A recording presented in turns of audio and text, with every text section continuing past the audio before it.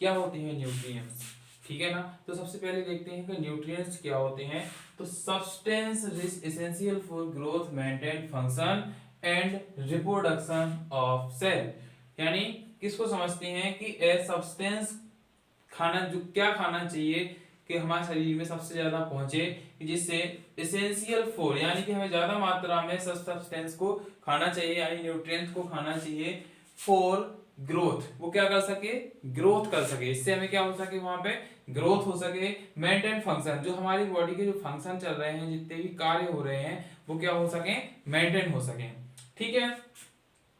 And reproduction of cell, cell का क्या हो सके, रिप्रोडक्शन हो सके। सेल का रिप्रोडक्शन का मतलब ये है कि हमारी बॉडी में जब सेल का जब हम न्यूट्रिएंट खाएंगे, वो हमारी सेल को क्या मिलेगा, न्यूट्रिएंट मिलेगा, और न्यूट्रिएंट मिलने के बाद वो क्या कर पाएगी, अपनी ग्रोथ पर कर पाएगी, यानी रिप्रोडक्शन कर पाएगी। रिप्रोडक्शन का मतलब एक सेल से दूसरी सेल को वो जन्म दे पाएगी, ठीक है। ऐसे धीरे धीरे सेल का मल्टीप्लिकेशन भी हो जाएगा। क्यों होगा, तब सेल को क्या मिलेगा, न्यूट्रिएंट्स मिलेंगे, ठीक है। जब तक न्यूट्रिएंट्स नहीं मिलेंगे तो क्या नहीं होगा, सेल का प्रोडक्शन, रिप्रोडक्शन नहीं होगा, ये प्रोडक्शन नहीं होगा, समझ में आया। चलिए, अब जो न्यूट्रिएंट्स, तो हम लोगों ने पढ़ लिए न्यूट्रिएंट्स क्या होते हैं। तो न्यूट्रिएंट्स हमने देख लिए हैं कि न्यूट्रिएंट्स वो होती हैं जिनको हमारी बॉडी को, सेल को ग्रोथ करने के लिए आवश्यकता होती है, ठीक है, और बॉडी फंक्शन को मेंटेन करने के लिए और ग्रोथ करने के लिए, ठीक है। अब देखिए टाइप ऑफ न्यूट्रिएंट्स, अब देखते हैं हम टाइप ऑफ न्यूट्रिएंट्स क्या होते हैं।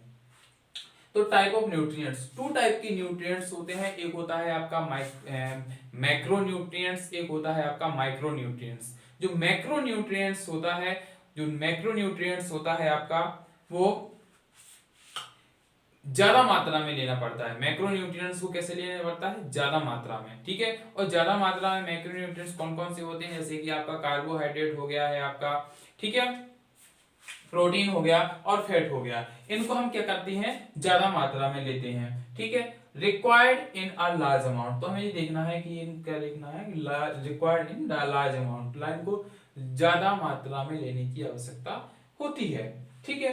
और जो माइक्रो न्यूट्रिएंट्स हैं, ये मैक्रो, देखिए macro, macro nutrients, macro nutrients, और ये माइक्रो न्यूट्रिएंट्स, ठीक है ना। मैक्रो का मतलब होता है, मैक्रो का मतलब क्या होता है, ज्यादा, क्या होता है, ज्यादा।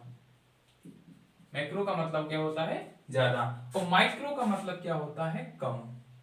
माइक्रो का मतलब क्या होता है, कम या छोटा, ठीक है, समझ में आया, ठीक है। इसको देखिए, तो मैक्रो, जो मैक्रो न्यूट्रिएंट्स होते हैं उनको सम अमाउंट में लिया जाता है, यानी कम अमाउंट में लिया जाता है, स्मॉल अमाउंट में लिया जाता है, ठीक है। उनको क्या किया जाता है, स्मॉल अमाउंट में लिया जाता है, रिक्वायर्ड इन स्मॉल अमाउंट, हमारी बॉडी में कम मात्रा में आवश्यकता होती है, इसलिए हम उनको क्या बोलते हैं, मैक्रो न्यूट्रिएंट्स में उनको रखा जाता है, जैसे विटामिन हो गया और मिनरल्स हो गया, ठीक है। और इनको हमें ज्यादा मात्रा में लेना पड़ता है, लार्ज अमाउंट में लेना पड़ता है, इनको लार्ज अमाउंट में लेना पड़ता है, इसलिए हम इनको क्या बोलते हैं, मैक्रो न्यूट्रिएंट्स बोलते हैं, ठीक है ना। This is concentrate macro and micro, ठीक है ना। What is difference between macro and micro, ठीक है ना। तो this is different, macro is large amount और माइक्रो इज स्मॉल अमाउंट, ठीक है ना, समझ में आया।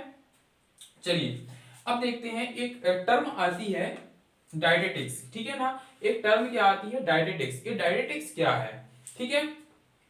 देखिए डायटेटिक्स को समझते हैं अच्छे से, इसको मैंने बहुत अच्छे से क्लियर किया है, डायटेटिक्स क्या है। तो the planning of diet for sick and well person, यानी कि हमें क्या, हम क्या करते हैं, हम एक प्लानिंग करते हैं। डायटेटिक्स एक टर्म है, जैसे किसी ने बोला डायटेटिक्स, ठीक है ना। तो डायटेटिक्स में हम क्या करते हैं कि प्लानिंग करते हैं डाइट की, किसकी, डाइट की, फॉर किसके लिए, सिक एंड वेल पर्सन के लिए। एक सिक और वेल पर्सन के लिए डाइट की जो प्लानिंग होती है वो क्या कहलाती है, डायटेटिक्स, ठीक है ना। कि वो एक दिन में कितना खाना खाता है, उसको स्वस्थ रहने के लिए एक दिन में कितना खाना चाहिए, ठीक है ना। वो हम उसके वर्क के अकॉर्डिंग उसकी डाइट को फिक्स करते हैं, इसको हम बोलते हैं डायटेटिक्स, ठीक है, समझ में आया। चलिए, अब देखते हैं हम एसडीए। अब इसको अच्छे से समझना है कि एसडीए है क्या, ठीक है ना। जिसका फुल फॉर्म होता है स्पेसिफिक डायनेमिक एक्शन, क्या फिर क्या होता है इसका full form, specific dynamic action, ठीक है ना। देखिए, अब हमें इसको समझना है कि पहले तो SDA है क्या, ठीक है। तो SDA है क्या, हमें इसको डेफिनेशन भी समझते हैं, पहले डेफिनेशन समझा देते हैं। The energy that has used by the body during breakdown of a large molecules into basic unit, ठीक है ना।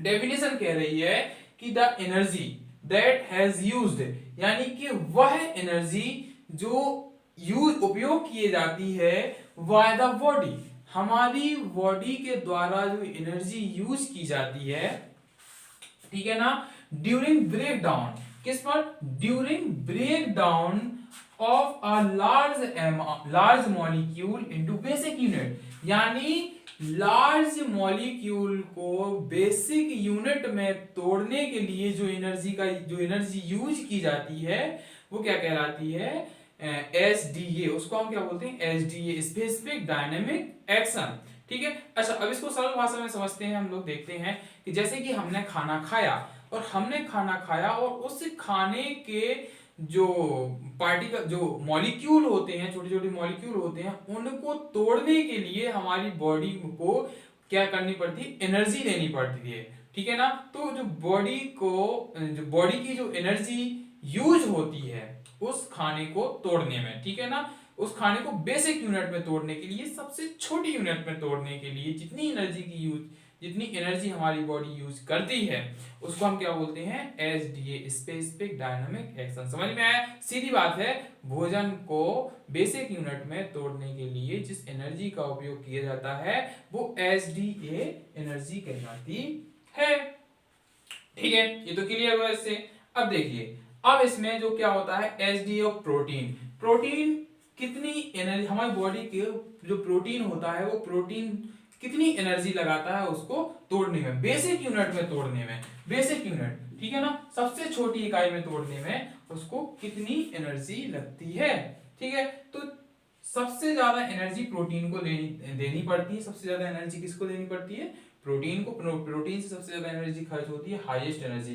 फिर आता है आपका SDA ऑफ CHO, यानी कार्बोहाइड्रेट, ठीक है ना, ये वो CHO नहीं है, ये कार्बोहाइड्रेट है, ठीक है ना। तो इससे समझना है, ये इसको में 5% एनर्जी यूज होती है, ये एनर्जी यूज हो रही है, जैसे प्रोटीन से 30% एनर्जी यूज हो रही है, कार्बोहाइड्रेट से 5% एनर्जी यूज हो रही है, फैट से अपनी 13% एनर्जी यूज हो रही है, और आपकी मिक्स फूड, ठीक है ना, मिक्स फूड, उस सबसे कितनी एनर्जी हो रही है, 12% एनर्जी यूज हो रही है। आया ना समझ में अच्छे से, ठीक है। तो ये अच्छे से समझना है, इसमें बहुत ज्यादा दिक्कत आती है पर्सनों को, ठीक है। Thank you.